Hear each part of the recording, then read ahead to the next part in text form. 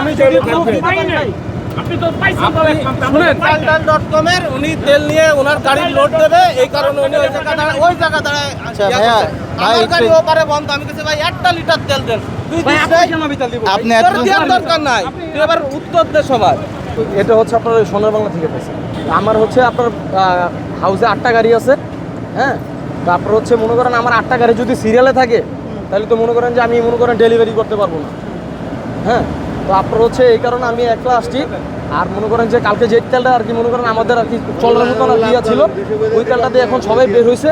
এখন মনে করেন যে আপনার 4টা গাড়ি বন্ধ হয়ে আছে, এই কারণে আমি আবার তেল নিতে আসছি ভাই। ওই 4টা গাড়ি অলরেডি ডেলিভারিতে পাই বসিলার দিকে, বসিলা তোর পাম্প নাই।